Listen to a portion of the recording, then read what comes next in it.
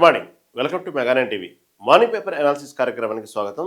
ఈరోజు మనం ప్రధాన పత్రికల్లోని ప్రధాన అంశాలను చూద్దాం. ముందుగా తెలంగాణకు సంబంధించినటువంటి ఆంధ్రజ్యోతి దినపత్రిక చూద్దాం. దీంట్లో ప్రధానమైన వార్త బీఆర్ఎస్ నాయకుల కళ్ళల్లో కడుపులో విషం. ఇది రేవంత్ రెడ్డి చెప్పినటువంటి ఏదైతే వ్యాఖ్య ఉందో అసెంబ్లీ సాక్షిగా ఇది ఈరోజు ఆంధ్రజ్యోతి దినపత్రిక హైలైట్ చేసింది. గతంలో కూడా ఇదే విధంగా రేవంత్ రెడ్డి తన సహజ ధోరణిలో చూడండి హరీష్ రావు ఏ విధంగా చూస్తున్నాడో, కళ్ళతో కొరికేలా చూస్తున్నాడు, కళ్ళతో చంపేలాగా చూస్తున్నాడు, అతని కళ్ళల్లోనే ఒక డామినేషన్ ఉన్నది, భయపెట్టాలని చూస్తారు, తన యొక్క దౌర్జన్యంగా చూస్తారు. ఇలా గతంలో కూడా అనేకసార్లు ఈ వ్యాఖ్యలు చేసింది మనం చూసాం. రేవంత్ రెడ్డి హరీష్ రావు మీద పర్టికులర్గా ఆయన అసెంబ్లీలో చూసే విధానం, దాని గురించి చెప్పడం అనేది మనం చూసాం. తన సహజ ధోరణి భాష ఇదంతా. కాదు ఈసారి దాదాపు మూసీ ప్రక్షాళన గురించి చెప్పే విషయంలో అసెంబ్లీలో రేవంత్ రెడ్డి చేసిన వ్యాఖ్యలు ఇవి. బీఆర్ఎస్ నాయకుల కడుపుల్లో విషం, కళ్ళల్లో విషం, చూసే చూపుల్లో విషం. ఇలాంటి తన సహజ ధోరణితో ఒక ముఖ్యమంత్రి హోదాలో ఉన్న వ్యక్తి అసెంబ్లీలో మాట్లాడిన మాటలన్నమాట ఇవన్నీ. సహజంగా అసెంబ్లీ సమావేశాలు నిన్న మొదలవుతాయనగానే ఒక తెలంగాణ రాష్ట్ర రాజకీయాల్లో ఒక ఉత్కంఠ వాతావరణం నెలకొంది. ఎందుకంటే మళ్ళీ కేసీఆర్ వస్తారా రారా అనేది ఒకటైతే ముందుగానే చెప్పారు దాదాపు చాలామంది విశ్లేషకులు, ఆయన రారు అని. కాకపోతే ఈ పర్టికులర్గా ఈసారి జల వివాదం మీద మాట్లాడటం, అదನ್ನು ఇక నేను వచ్చేసాను, నేను రాకముందు ఇప్పుడు దాకా వేరు, ఇక నుంచి వేరు, ఇక కామన్గా సినిమా డైలాగులు, బాలకృష్ణ సినిమా డైలాగులు ఇవన్నీ కేసీఆర్ మాట్లాడేటప్పటికీ ఓకే ఏదో జరగబోతుంది. ఇంకా అసెంబ్లీలో ఇక వాడివేడి చర్చలే, తన అనుభవాన్ని మొత్తాన్ని రంగరిస్తారు, ప్రభుత్వాన్ని నిలదీస్తారు, ప్రభుత్వాన్ని ముప్పు తిప్పలు పెడతారు అనేటువంటి విషయంలో అనుకున్నారు ఆ రోజు వరకు. కానీ అప్పుడే చాలామంది చెప్పారు దాదాపు రారు, తన యొక్క ఏదైతే ప్రోటోకాల్ ప్రకారం ఉన్నారో ఇన్ని రోజుల్లోపు హాజరు కాకపోతే దానికి సంబంధించినటువంటి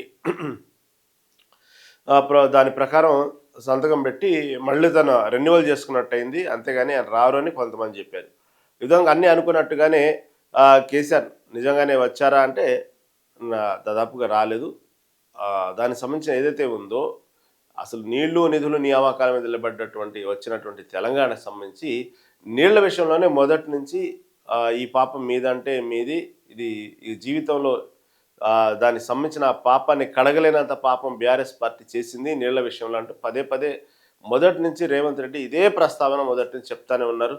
గతంలో చెప్పినటువంటి అపెక్స్ సంబంధించినటువంటి విషయాల్లో కానివ్వండి, అప్పట్లో జగన్మోహన్ రెడ్డితో ఉన్న సంబంధాన్ని బట్టి కేసీఆర్ ఏ విధంగా అప్పట్లో ఎలా ఒప్పుకున్నారు, దాదాపుగా ఆ టీఎంసీలకు సంబంధించినటువంటి విషయాల్లో కూడా పర్టికులర్ ఎలా తెలంగాణకు మోసం చేశారు జగన్తో కలిసి, తనకి ఇచ్చినటువంటి విందును ఆరగించి ఉన్నటువంటి స్నేహబంధం మీద తెలంగాణకు ఎలా అన్యాయం చేశారు.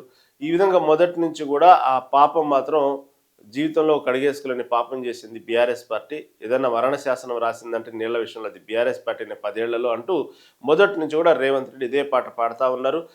దీనికి సంబంధించి ఆ తర్వాత అనేక వివాదాలు, బనకచర్ల వివాదం కానివ్వండి, బనకచర్ల వివాదంలో కూడా దాదాపుగా ఇటు మేము నిద్రపోతున్నటువంటి ప్రభుత్వాన్ని మేము బల్లాలతో పొడిచి లేవబట్టి ఆ మాత్రం బనకచర్ల మీద లేచి స్పృహలో లేనటువంటి ప్రభుత్వం మాట్లాడింది. కానీ అప్పటిదాకా బనకచర్ల విషయంలో పక్కనున్నటువంటి ఆంధ్రప్రదేశ్ రాష్ట్రం ఏ విధంగా తెలంగాణ రాష్ట్రానికి అన్యాయం చేస్తుందనే సోయ లేకుండా ఉన్నారు అంటూ హరీష్ రావు చేసిన వ్యాఖ్యలు. మేము లేపితే కానీ ప్రభుత్వం లేవలేదు.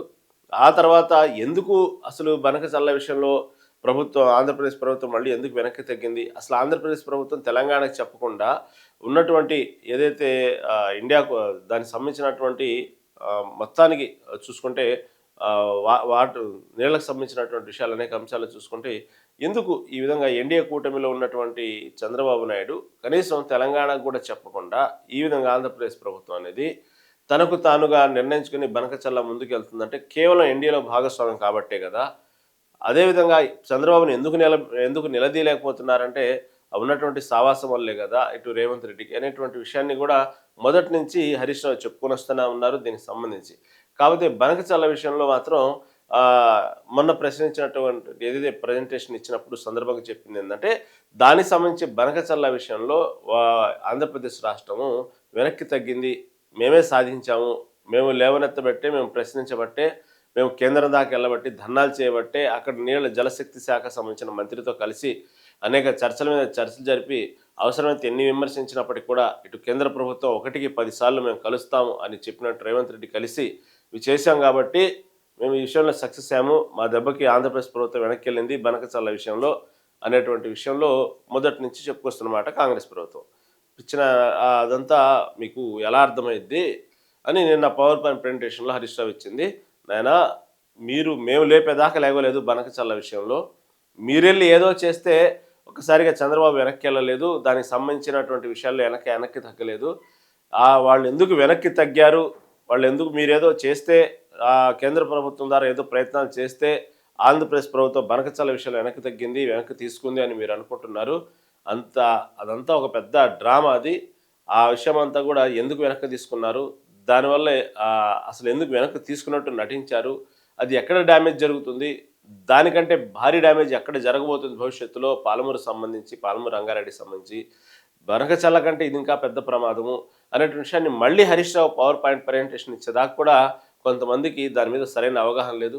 చాలా చక్కటి అవగాహన కలిగించారు ఆ విషయంలో మాత్రం హరీష్ రావు. దానికి సంబంధించి ఎప్పుడైతే ఇది మళ్ళేదో తేడా కొట్టేలాగుంది, పబ్లిక్‌కి ఇది బాగా తెలిసేలాగుంది, ఎందుకు బనకచల్ల కంటే ఈ ప్రాజెక్ట్ మీద ఎందుకు పర్టిక్యులర్‌గా తెలంగాణకు నష్టం జరగబోతోంది, ఆంధ్రప్రదేశ్ ప్రభుత్వం ఏ విధంగా పావులు కదుపుతోంది తన అనుభవాన్ని రంగరించి, ఈ విధంగా మొత్తాన్ని చాలా చక్కగా హరీష్ రావు వివరించేటప్పటికి మళ్ళీ అప్పటికప్పుడు కాంగ్రెస్ ప్రభుత్వం సాయంత్రం కల్లా Uttam Kumar Reddy power point presentation ఇవ్వటం, దానికి సంబంధించి మళ్ళీ వెంటనే దానికి సంబంధించి సీఎం స్వయంగా కలగజేసుకొని ఈ విధంగా మాట్లాడటం, మాట్లాడే విషయంలో ప్రస్తుతం జరుగుతున్నటువంటి బనకచల్లనో లేకపోతే పాలమూరు రంగారెడ్డి ప్రాజెక్టో అసలు నీళ్ల విద్యుత్ మీద జలం మీద సంబంధించినటువంటి విషయాల్లో నీళ్ల వివాదాల్లో ఎందుకు ఎక్కడ తెలంగాణ రాష్ట్రానికి అన్యాయం జరుగుతుందో ప్రస్తుత పరిస్థితి ఎందుకు వివరించకుండా ఎంతసేపటికి గతంలో కేసీఆర్ హయాంలో ఏం జరిగింది, ఆ సమయంలో అపెక్స్‌లో ఏం మాట్లాడారు, ఎంత టీఎంసీకి ఒప్పుకున్నారు, ఎందుకు జగన్‌తో మమేకమయ్యారు, జగన్‌తో ఉన్నటువంటి కొన్ని ఒప్పందాల వల్ల తెలంగాణకి ఏ విధంగా ద్రోహం చేశారు, ఈ విధంగా గతంలో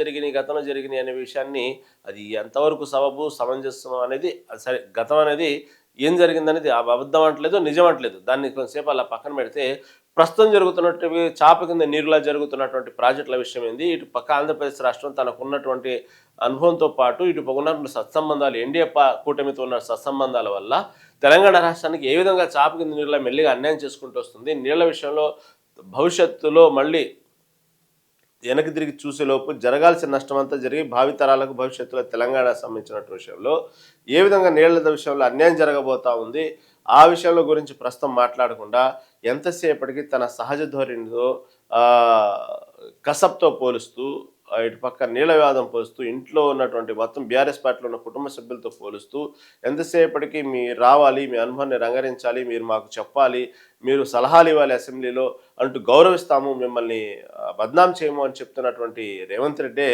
మళ్ళీ ఒక్కసారిగా అపరిచితుల్లాగా ఒక్కసారిగా నీళ్ల వివాదం వచ్చేటప్పటికి ఎలా పడితే అలా ఏకవచనాలు మాట్లాడటం, కసబ్తో పోల్చి మాట్లాడటం, ఇలా కేసీఆర్ని ఏకవచనంగా మాట్లాడటం, మళ్ళీ తన సహజ ధోరణి పవర్ పాయింట్ ప్రెజెంటేషన్ మళ్ళీ మొదలుపెట్టారు సాయంత్రానికి వచ్చేటప్పటికి. ఈ విధంగా రేవంత్ రెడ్డి తన సహజ ధోరణిలో మాట్లాడేటప్పటికి మళ్ళీ హరీష్ రావు ఇంతేనా, నువ్వు మారవా, ఈ విధంగా కసబ్తో అసలు కసబ్తో కేసీఆర్ని పోల్చేది ఏంది, తెలంగాణ తెచ్చినటువంటి కేసీఆర్ ఎక్కడ, కసబ్ ఎక్కడ అంటూ ఇక మళ్ళీ హరీష్ రావు తన సహజ ధోరణిలో తన వాక్చాతుర్యంతో మళ్ళీ దానికి సంబంధించినట్టు ఇలా ఒకళ్ళ మీద ఒకళ్ళు మీడియా సమావేశాలు పెట్టి ఏదైతే వాళ్ళు అనుకున్నది మొత్తాన్ని తెలంగాణ రాష్ట్ర ప్రజలకు తెలియజేయాలని తన ఉద్దేశంలో తెలియజేశారు. ఆ తర్వాత జరిగినట్టు పరిణామం జనవరి 1వ తారీఖు వచ్చింది. జనవరి 1వ తారీఖు వచ్చింది కాబట్టి కామన్గా సెలవులు. ఇక 2వ తారీఖు అసెంబ్లీ సమావేశాలు మొదలవుతాయి. అసెంబ్లీ సమావేశాలు మొదలవుతాయి అన్న తరుణంలో ఇప్పుడు దానికి సంబంధించినటువంటి విషయంలో ఇటు ప్రతిపక్షాలు ఏ విధంగా ప్రశ్నిస్తాయి, దానికి సంబంధించినటువంటి ఈ ప్రాజెక్టుల విషయంలో ఏ విధంగా ప్రశ్నలు సంధించబోతున్నాయి అనే విషయంలో ముందుగానే ప్రభుత్వంలో ఉన్నటువంటి మంత్రులకు దానికి సంబంధించినటువంటి మాట్లాడేటువంటి ఫ్లోర్ లీడర్లకు వీళ్ళందరికీ కూడా ముందుగానే ట్రైనింగ్ ఇవ్వటం జరిగింది. ఏ విధంగా మాట్లాడాలి, ఏంది, దానికి ప్రశ్నలకు ఏ విధంగా తిప్పికొట్టాలి అనే విషయంలో ముందుగానే బాగానే మొత్తం ట్రైన్ అప్ అయ్యారు. తీరా అసెంబ్లీ సమావేశాలు మొదలైన తర్వాత ఇక ఇటీవలే బాధ్యతలు తీసుకున్నటువంటి హరీష్ రావు ఫ్లోర్ లీడర్గా అసెంబ్లీలో కేసీఆర్ బాధ్యతలు ఇవ్వడం జరిగింది. తలసాని శ్రీనివాస్ ఇలా కొంతమందికి ఇవ్వటం జరిగింది. జరిగిన తర్వాత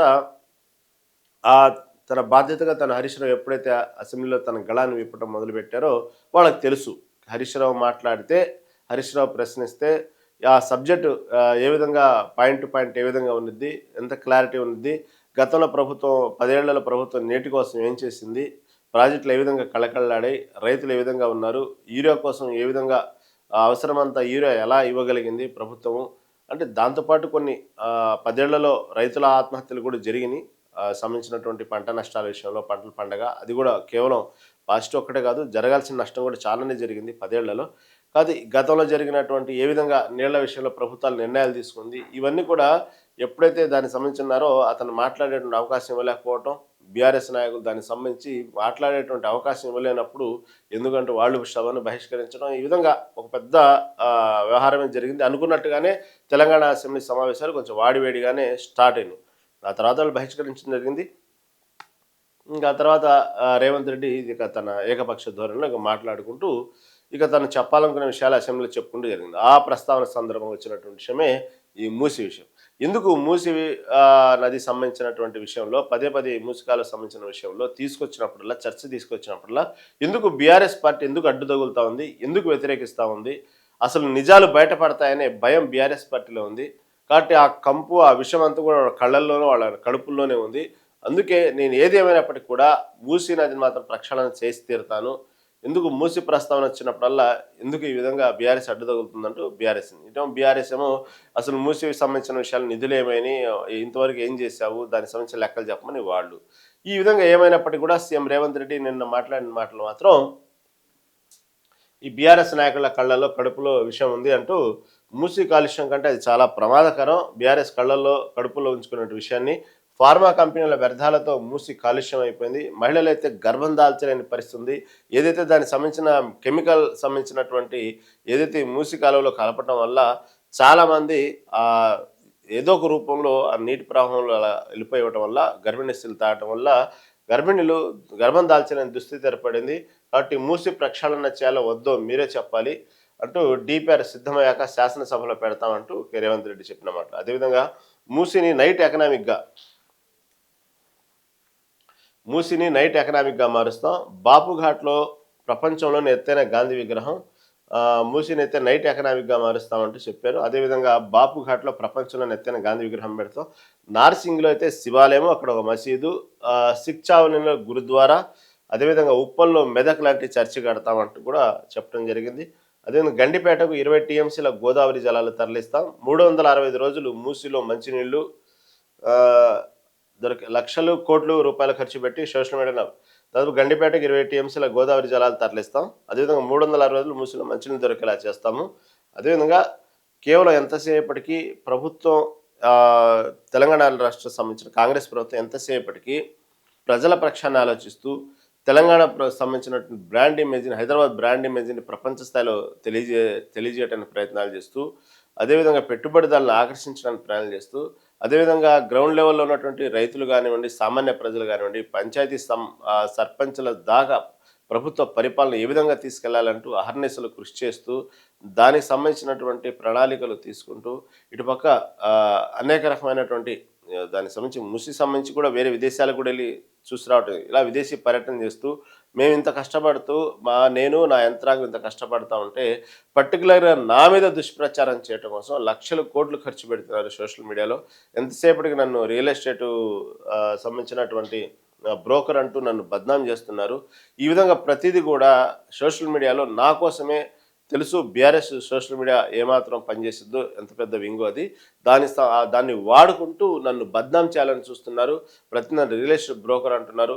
ప్రతిదానికి విమర్శించాలి, ప్రతిపక్షాలుగా ఉన్నప్పుడు కొన్ని ఏదైతే హేతుబద్ధంగా ఉన్నదో దాన్ని విమర్శించాలి, కానీ ప్రతిదానికి నన్ను నా బాడీ షేమింగ్ అంటూ నా మీద వేరే వేరే దుష్ప్రచారాలు చేస్తూ నేను పనిచేసే ప్రభుత్వ తీరు మీద దుష్ప్రచారం చేస్తూ కేవలం దీనికోసమే గ్రౌండ్ లెవెల్లో బీఆర్ఎస్ పార్టీ కష్టపడకుండా కేవలం నా మీద దుష్ప్రచారం చేయడం కోసమే కష్టపడుతూ సోషల్ మీడియాలో లక్షల కోట్లు ఖర్చు పెడుతున్నారు.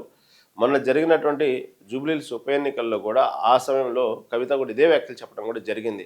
ఎంతసేపటికి మీరు గ్రౌండ్ లెవెల్లో వెళ్ళి బీఆర్ఎస్ పార్టీ ఉద్యమాలు చేస్తూ ప్రభుత్వంని ఎండగడుతూ ప్రజల కోసం పోరాడుతూ ఏదైతే రైతుల కోసం పోరాడాలి కానీ గ్రౌండ్ లెవెల్లో ఉండాలి, కానీ ఆ బీఆర్ఎస్లో ఆ చావ చచ్చిపోయింది. ఎంతసేపటికి సోషల్ మీడియా వింగ్ను వాడుకుంటూ బీఆర్ఎస్ ఏదో పచ్చగా ఉన్నట్టు నెక్స్ట్ రాబోతున్నట్టు కావాలని లేనిపోయిన హంగామాలన్నీ సృష్టిస్తున్నారు. ఆ సోషల్ మీడియాలో వర్క్ చేయటం కాదు, పార్టీలో సంబంధించినట్టు ఏదైతే కాంగ్రెస్ పార్టీ పట్ల రూరల్ ఏరియాలో బాగా వ్యతిరేకత ఉంది, గ్రామస్థాయి వ్యతిరేకత ఉంది. దాన్ని ఉద్యమాలుగా మలుచుకోండి, పార్టీని బతికించుకోండి. కానీ ఈ విధంగా సోషల్ మీడియాలో పార్టీని బతికిస్తే దానివల్ల ఉపయోగం లేదు. కేవలం బీఆర్ఎస్ సోషల్ మీడియాకే పరిమితం కాకూడదు అంటూ గతంలో జూబ్లీహిల్స్ ఉప ఎన్నికల సందర్భంలో కూడా కవిత చేసిన వ్యాఖ్యలు.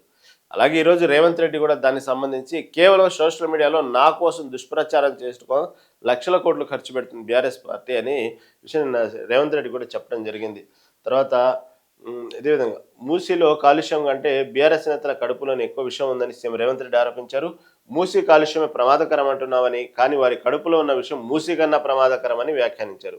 మూసీ పునర్జీవంపై ప్రభుత్వం ఏం చేస్తుందో చెప్పేందుకు తాము ప్రయత్నిస్తుంటే విషం కక్కుతున్నారని ఆక్షేపించారు. గొప్ప ఉద్దేశంతో మూసీ ప్రక్షాళన చేయాలనుకుంటున్నామని, ఇది 4 నదుల అనుసంధానం అవుతుందని తెలిపారు. ఇందుకు ప్రపంచ స్థాయి కన్సల్టెన్సీల కోసం గ్లోబల్ టెండర్లు పిలిచామని, సింగపూర్కు చెందిన 3 కంపెనీలకు బాధ్యతలు అప్పగించామని చెప్పారు. మూసీ పరివాహక ప్రాంతాన్ని నైట్ ఎకానమీగా మారుస్తున్నామన్నారు. రియల్ ఎస్టేట్ అనేది ఒక ఇండస్ట్రీ అని, ఇండస్ట్రీకి వసతులు కల్పించాల్సిన బాధ్యత ప్రభుత్వమై ఉంటుందని అన్నారు.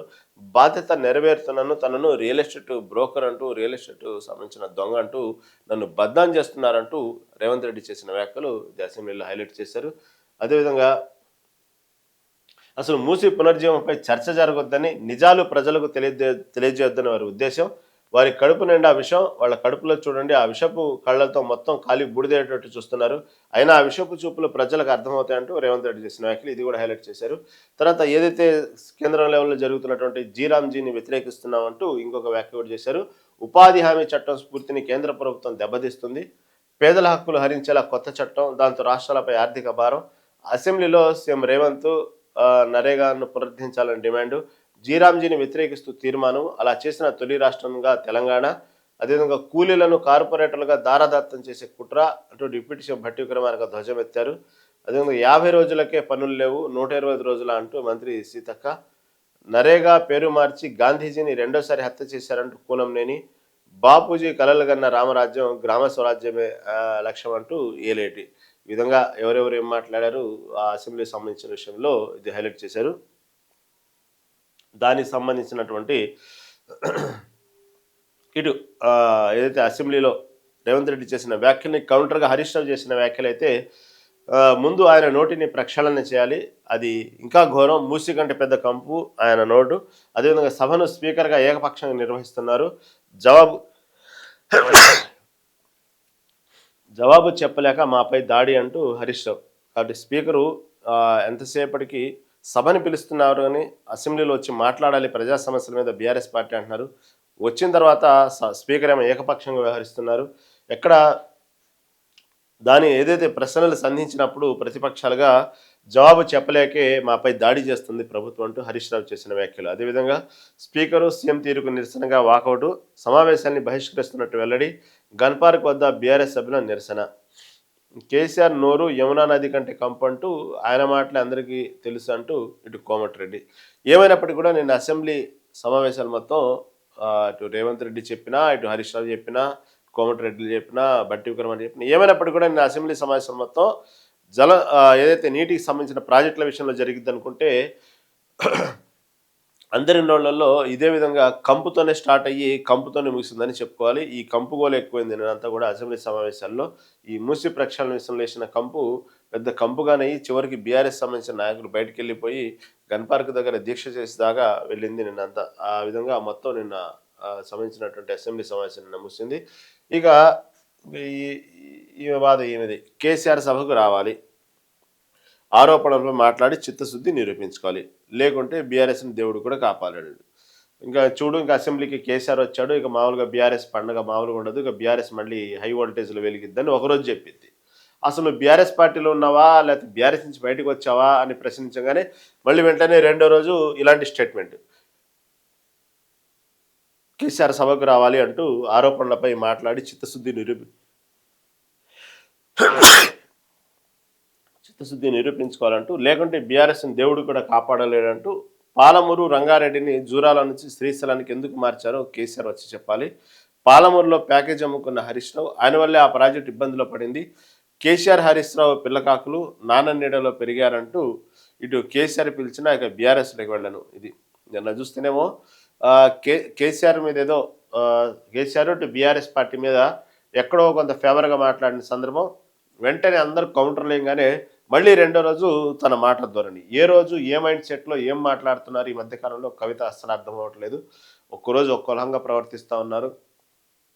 మనసొక చోట తర్వాత బాడీ ఒక చోట అన్నట్టు తను పార్టీలో ఒక పక్క బీఆర్ఎస్ పార్టీ బతకాలంటారు. ఒక పక్క కేసీఆర్ వచ్చారు. ఇక నుంచి బీఆర్ఎస్ పార్టీ మంచి ఊపులొచ్చిద్దంటారు. రెండో రోజేమో నాన్న పిలిచినా వెళ్ళనంటారు. ఇటు బీఆర్ఎస్ బద్నాం అయిపోయిందంటారు. ఈ విధంగా రకరకాలుగా తన ధోరణి చూస్తా ఉంటే చాలా విచిత్రాలుగా ఉంది. కేసీఆర్ సభకు రావాలి. ఆరోపణలపై మాట్లాడి చిత్తశుద్ధి నిరూపించుకోవాలి. ఏందంటే ఈ ఈ ఏదో గత 10 ఏళ్లలో చేసినటువంటి ఏదైతే బీఆర్ఎస్ పార్టీ చేసినటువంటి నీళ్ల ఒప్పందాల మీద చేసుకునే అన్యాయం గురించి మాట్లాడాలి. తన చిత్తశుద్ధి నిరూపించుకోవాలి. లేకపోతే ఫోన్ ట్యాపింగ్ గురించి మాట్లాడాలి. చిత్తశుద్ధి నిరూపించుకోవాలి. కాళేశ్వరం గురించి మాట్లాడాలి. చిత్తశుద్ధి నిరూపించుకోవాలి. ఈ విషయం మళ్ళీ తెర ముందుకు తీసుకురావటం. లేకుంటే బీఆర్ఎస్‌ను దేవుడు కూడా కాపాడలేడు. పాలమూరు రంగారెడ్డిని జురాల నుంచి శ్రీశైలానికి ఎందుకు మార్చారో కేసీఆరే వచ్చి చెప్పాలి. అసలు పాలమూరు రంగారెడ్డి జురాల నుంచి శ్రీశైలం ఎందుకు మార్చారు? ఆ విషయంలో మొన్నటిదాకా హరీష్ రావు మీద, ఇప్పుడేమో ప్రస్తుతం కేసీఆర్ మీద మాట్లాడుతుంది కవిత గారు. దాని విషయంలో కేసీఆర్ చెప్పాల్సిందే. తర్వాత పాలమూరులో ప్యాకేజ్ అమ్ముకున్న హరీష్ రావు. ఇది కామన్‌గా హరీష్ రావు అంటే ఒంటి కాలు మీద లేస్తారు కాబట్టి కవిత దానికి సంబంధించి పాలమూరు ప్యాకేజ్ అమ్ముకున్నారు హరీష్ రావు అంటూ అవన్నీ బయటకు రావాలి, మాట్లాడాలి, చిత్తశుద్ధి నిరూపించుకోవాలంటూ మళ్ళీ కవిత. ఆయన వల్లే ఆ ప్రాజెక్ట్ ఇబ్బందిలో పడింది. కేటీఆర్, హరీష్ రావు పిల్లకాకులు, నాన్న నీడలో పెరిగారు. వాళ్ళకి అసలు ఆ సబ్జెక్టే తెలీదు. దానికి సంబంధించినటువంటి పరిపాలన విభాగమే అంతగా రాదు. కేవలం ప్యాకేజీని నమ్ముకొని వాళ్ళు ఎదిగారు. బీఆర్ఎస్ పార్టీని అడ్డం పెట్టుకొని వాళ్ళు చాలా దందాలు చేశారు. వీళ్ళంతా నాన్న నీడలో పెరిగినట్టు పిల్లకాకులు అంటారు. వాళ్ళు నాన్న నీడలో పెరిగిన పిల్లకాకులు అయితే మళ్ళీ వాళ్ళు చేసిన తప్పులు నాన్నకు కూడా ఆపాదించాలి కదా. వాళ్ళ నానేమో దేవుడు, వీళ్ళేమో దయ్యాలు. ఈ విధంగా మాట్లాడేవంటి కవిత. తర్వాత కేసీఆర్ పిలిచినా ఇక బీఆర్ఎస్లోకి వెళ్ళను, ఇక బీఆర్ఎస్లోకి వెళ్ళేది లేదు భవిష్యత్తులో, స్వయంగా నాన్న పిలిచినా కూడా నేను వెళ్ళను అంటూ ఎప్పుడైతే నిన్నట వచ్చేసిన వ్యాఖ్యల మీద వచ్చిన భారీ విమర్శల నేపథ్యంలో వెంటనే వాళ్ళ కవిత ఎక్కడైతే తన జాగృతికి కానీ తను తీసుకున్న నిర్ణయాలు కానీ ఎక్కడ డ్యామేజ్ ఇద్దని చెప్పి ఎంతవరకు నమ్మకంగా తనతో పాటు కార్యకర్తలు తిరుగుతారో లేదనేటువంటి విషయాన్ని ఎక్కడో కొంత డ్యామేజ్ జరిగిద్ది అన్నటువంటి విషయాన్ని గ్రహించినటువంటి కవిత మళ్ళీ వెంటనే తన మాటను మార్చేసి భవిష్యత్తులో కేసీఆర్ పిలిచినా సరే నేను బీఆర్ఎస్లోకి వెళ్ళను అంటూ చెప్పడం జరిగింది. తర్వాత 5న మండలిలో రాజీనామా కారణాలు చెప్తా. ఎందుకంటే ఏదైతే మండలిలో తన రాజీనామాను ఆమోదించలేని పక్షంలో నేనే డైరెక్ట్గా మండలికి వెళ్తాను అనే చెప్పిన విషయం తెలిసిందే గత 2 రోజుల క్రితం. దానికి సంబంధించి కేసీఆర్ అసెంబ్లీకి రాకుండా సభలో మాట్లాడకుండా ఉంటే ఇక బీఆర్ఎస్ను దేవుడు కూడా కాపాడలేడని తెలంగాణ జాగృతి అధ్యక్షురాలు కల్వకుంట్ల కవిత అన్నారు. పాలమూరు రంగారెడ్డి ఇంటెక్ పాయింట్ను జూరాల నుంచి శ్రీశైలానికి ఎందుకు మార్చారో ఆయనే స్వయంగా అసెంబ్లీకి వచ్చి సమాధానం చెప్పాలి. శుక్రవారం శాసనసభ మండలి ఆవరణలో ఏదైతే శాసనసభ మండలి ఆవరణలో ఆమె మీడియాతో చిట్చాట్గా మాట్లాడారు. బబుల్ షూటర్లు బుడగలు పేల్చేవారి వల్లే పార్టీకి ట్రబుల్స్ వచ్చాయని వ్యాఖ్యానించారు. హరీష్ కారణంగానే మొదటి ప్యాకేజీ దెబ్బతిందని, పాలమూరు రంగారెడ్డి ప్రాజెక్టు ఇబ్బందుల్లో పడిందని ఆరోపించారు. రేవంత్తో కేసీఆర్ మాటలు పడాల్సిన అవసరం లేదు, వచ్చి తన చిత్తశుద్ధిని నిరూపించుకోవాలంటూ ఇటు కవిత చేసిన వ్యాఖ్యలు మనం చూసాం. మొదటి నుంచి ఈ విషయంలో కవిత ఒకే స్టాండ్ మీద ఉన్నారంటే లేదు, రకరకాల స్టాండ్ మీద ఉన్నారు. ఒక్కోసారి నాకు అవసరం లేదంటారు, ఒక్కోసారి మాట్లాడతారు. మొన్న కూడా జూబ్లీహిల్స్ ఎన్నికల విషయంలో అసలు నాకు సంబంధం లేదన్నారు. వెంటనే ఎప్పుడైతే రిజల్ట్స్ వచ్చినాయో బీఆర్ఎస్ పార్టీ దీన్ని సరిగా వాడుకోలేకపోయింది, గ్రౌండ్ లెవెల్లో కాంగ్రెస్ పార్టీ మీద వ్యతిరేకత ఉంది, కేవలం సోషల్ మీడియాలో మాత్రమే పనిచేస్తుంది బీఆర్ఎస్ పార్టీ అంటూ దానికి సంబంధించినటువంటి నేను ఎంటర్ అవ్వను, నాకు సంబంధం లేదన్న విషయాన్ని మళ్ళీ ఎంటర్ అవుతారు. ఇలా రకరకాల ధోరణి. ఒక్కసారి ఏమో బీఆర్ఎస్ని పొగుడుతారు, ఒక్కోసారి తిడతారు. ఒక్కోసారి ఏమో మా నాన్న దేవుడు అంటారు, మిగతా వాళ్ళు దయ్యాలంటారు. ఒక్కోసారి ఏమో నాన్న కూడా నిరూపించుకోవాలంటారు. ఒక్కోసారి ఏమో కేటీఆర్ గురించి మాట్లాడేటప్పుడేమో ఒక్కసారేమో కొంత అంటనట్టు మాట్లాడతారు, ఒక్కసారేమో అసలు కేటీఆర్ కూడా ఇది అంటారు. అసలు హరీష్ రావు అంటే వంటి కాలు మీద లేస్తారు. అవన్నీ మనకు తెలిసిన విషయమే. ఈ విధంగా అసలు తను ఏమనుకుంటున్నారు, తను ఏం స్టాండ్ తీసుకుంటున్నారు అనే విషయాన్ని కవితకే క్లారిటీ లేదనేది విశ్లేషకుల అభిప్రాయం. ఒక్కోసారేమో కాంగ్రెస్ పార్టీకి ఫేవర్గా మాట్లాడినట్టు ఉంటారు, ఒక్కోసారేమో వ్యతిరేకిస్తారు, ఒక్కోసారేమో అసలు దాన్ని బట్టి అసలు కాంగ్రెస్ పార్టీలోకి వెళ్తున్నారేమో అనేటువంటి ఊహాగానాలు వెంటనే ధన పత్రికలు మీడియాలు రాసేస్తాయి. మళ్ళీ రెండో రోజు వెంటనే మళ్ళీ కాంగ్రెస్ని ఎండగడతా ఉంటారు. ఈ విధంగా ఒక టైప్ ఆఫ్ ఎండ నీడలాగా ఒక్కరోజు ఒక్కొక్క అవగాహన లేమితో మాట్లాడతారో అవగాహనతో మాట్లాడతారో తెలియదు. కానీ కవిత యొక్క విషయాలు ఈ మధ్యకాలంలో అయితే బీఆర్ఎస్ పార్టీ పెద్ద తలనొప్పిగానే మారిందని చెప్పుకోవాలి. ఎందుకంటే ఇప్పుడిప్పుడే బీఆర్ఎస్ పార్టీ ఒక మీమాంసలో అసలు ఏం జరుగుతుందా? గ్రౌండ్ లెవెల్ ఏం జరుగుతుందా? అసలు కార్యకర్తలు జోష్‌లో ఉన్నారా లేదా? భవిష్యత్తులో ఏం జరగబోతుంది? బీఆర్ఎస్ పార్టీ ఇటు చూస్తే ఇంటి పోరు, ఇటు చూస్తే అనేక నోటీసుల పర్వంలో మొదలవుతున్న వరుస ఓటములు ఉన్న సందర్భంలో మొన్న జరిగినటువంటి సర్పంచ్ ఎన్నికల్లో కొంతవరకు పార్టీ మళ్ళీ కొంత ఊపందుకుంది. ఆ ఊపందుకున్న తరుణంలో ఇటుపక్క కవిత చేసే వ్యాఖ్యలు వరుసగా పార్టీని ఎక్కడో డ్యామేజ్ చేస్తున్నాయనేటువంటి విషయాన్ని గ్రహించినటువంటి బీఆర్ఎస్ పార్టీ ఇక మొన్నటి వరకు కేసీఆర్ ఏమనుకుంటారో, కేసీఆర్ బిడ్డ కదా అని మాట్లాడటానికి కొంచెం వెనక ముందాడినటువంటి నాయకులు ఇక ఏకపక్షంగా దాడికి దిగారు. ఇక దాడికి దిగిన తర్వాత జగదీశ్వర్ రెడ్డి లాంటి వాళ్ళు కానివ్వండి, ఇంకా కొంతమంది ఎప్పుడైతే ఎదురు దాడి దిగడం మొదలైందో ఇక వెంటనే మళ్ళీ కొంతకాలం మళ్ళీ సైలెంట్ అయిన తర్వాత ఇక ప్రజలతో మమేకమవుతున్నట్టు తన ఒక యాత్రలాగా పెట్టి తిరగడం. ఆ సందర్భంలో కేవలం కాంగ్రెస్ పార్టీని విమర్శించడం, కాంగ్రెస్ పార్టీ పట్ల ప్రభుత్వంని ఎండగట్టడం అంటే అది ఓకే, మంచి పనే. ఎందుకంటే ప్రజల తరపున ప్రభుత్వ తీరుని ఎండగట్టడం అంటే తన బాధ్యత అది. కాబట్టి అడగాలి, ప్రశ్నించాలి. మళ్ళీ వెంటనే యూటర్న్ తీసుకొని మళ్ళీ వేరే చోటుకెళ్ళి మళ్ళీ బీసీ ఉద్యమంలోకి వెళ్ళిపోతారు. మళ్ళీ బీసీ ఉద్యమం గురించి మళ్ళీ మాట్లాడతారు. బీసీలకు రిజర్వేషన్ అంటారు. ఆ విషయంలో ఎందుకు ఎంటర్ అవుతారో తెలీదు. ఎందుకు దాని గురించి మాట్లాడతారో తెలీదు. అసలు బీసీల ఉద్యమం మొదటి నుంచి జరుగుతున్నప్పుడు ఎక్కడున్నారో కూడా తెలీదు కవిత. ఈ మధ్య కాలంలో మళ్ళీ బీసీ ఉద్యమాన్ని నెత్తినెచ్చుకున్నారు. ఒక బీసీల కోసం రిజర్వేషన్ల కోసమే అంటూ ఇటుపక్క కాంగ్రెస్ పార్టీ రిజర్వేషన్తో ఎన్నికలకు వెళ్తాము. నెక్స్ట్ వచ్చేటువంటి ఏదైతే జెడ్పీటీసీ, ఎంపీటీసీ ఎన్నికలకు కానివ్వండి, ఇటుపక్క వచ్చే ప్రతి ఎన్నికల్లో మేము దాదాపుగా రిజర్వేషన్తో ముందుకెళ్తామని ఒక పక్క కాంగ్రెస్ పార్టీ, దానికి సంబంధించినటువంటి బీఆర్ఎస్ పార్టీ బీసీల రిజర్వేషన్లు పాపమంతా కాంగ్రెస్ పార్టీ దాంట్లో వీళ్ళు పోరాడుతూ ఉంటే మధ్యలో ఒకసారిగా మళ్ళీ కవిత ఎంటర్ అయిపోయి బీసీ ఉద్యమం అంటారు. దానికి దానికి సంబంధించిన పోస్టర్లు రిలీజ్ చేస్తూ ఉంటారు. ఢిల్లీకి వెళ్తానంటారు, హంగామా చేస్తూ ఉంటారు. మళ్ళీ ఇది కొంతకాలం మళ్ళీ దాన్ని మరుగున పడేస్తారు. ఆ రోజు వరకే మాట్లాడతారు. మళ్ళీ ఒక్కటారిగా సమయం సందర్భం ఉండదు. ఒక్కసారిగా మీడియా సమావేశం పెట్టి హరీష్ రావు మీద అసలు అది అవాస్తవాలని తెలీదు. ఒక్కసారిగా ఆ మాట్లాడేటువంటి క్రమంలో హరీష్ రావుని విమర్శించే క్రమంలో మొన్నటిదాకా నేను ఆ ఇంట్లోనే ఉన్నాను, మొన్నటిదాకా ఆ పార్టీలోనే ఉన్నాను, మొన్నటిదాకా ప్రతిదీ మనకు తెలుసు అనేటువంటి సోయగోడు లేకుండా అసలు కనీసం ఇది కూడా లేకుండా మర్చిపోయి ఏదో ఒక ప్రతిపక్ష పార్టీలాగా హరీష్ రావుని పార్టీని విమర్శిస్తూ ఉంటారు. మళ్ళీ ఇన్ని దందాలు, ఇన్ని దోపిడీలు ఇవన్నీ హరీష్ రావు, కేటీఆర్లు చేస్తూ ఉంటే, కొంతమంది చేస్తూ ఉంటే, మొన్నటి వరకు ఆ పార్టీలో ఉన్నట్టు ఆ పార్టీలో ఒక పెద్దగా ఉంటూ ఒక కేసీఆర్ కూతురుగా ఉన్నటువంటి మీరు పార్టీని దెబ్బతింటా ఉంటే, ఇన్ని అన్యాయాలు, ఇన్ని ఘోరాలు చేస్తుంటే మీరు ఊరుకుంటూ ఈరోజు బయటకు వచ్చి అలా జరిగిందంటే అప్పుడు మీరున్నప్పుడు దాన్ని ఎంకరేజ్ చేసినట్టే కదా. ఆ పాపంలో మీరు కూడా ఒక పాపంలో భాగస్వామ్యం ఉంది కదా. ఆ పాపంలో మీరు ఏదైతే పాపాలు చెప్తున్నారో అప్పుడెందుకు నోరు మెదపలేదు? అప్పుడు పార్టీ ప్రయోజనాల కోసం నోరు మెదపలేదా? లేకపోతే మీ పర్సనల్ సంబంధించినటువంటి వాటాల కోసం నోరు తెరవలేదా అనేటువంటి భావన కూడా చాలామంది అడుగుతున్నటువంటి ప్రశ్న. ఈ విధంగా చూస్తే కవిత యొక్క స్టాండర్డ్స్ ఏ స్థాయిలో ఉన్నాయనేది రాజకీయంగా ఆమె యొక్క పరిపక్వత గురించి అనేది చాలామందికి డౌటే. ఇప్పటికీ జాగృతిగానే ముందుకెళ్తున్నారు కానీ అసలు పార్టీ పెడతారా లేదా, పార్టీ పెడితే అసలు ఆలోచన ఉందా లేదా, ఒక్కోసారి పార్టీ పెడతారనే ఆలోచనలో మాట్లాడతారు, ఒక్కోసారి ఏమో ఏదో ఒక పార్టీలో చేరతారని ఆ క్లారిటీ లేనటువంటి విషయంలో అనేక సందర్భంగా ఏమైనప్పటికీ కూడా ఆమె క్లారిటీ ఉన్నా లేకపోయినా పెద్ద రాష్ట్రానికి వచ్చిన నష్టం ఏమి లేదు. కానీ కాకపోతే బీఆర్ఎస్ పార్టీకి మాత్రం భారీ స్థాయిలో ఆమె చేసిన వ్యాఖ్యల్ని డ్యామేజ్ చేస్తున్న భావన అయితే మాత్రం బీఆర్ఎస్ పార్టీలో ఉంది.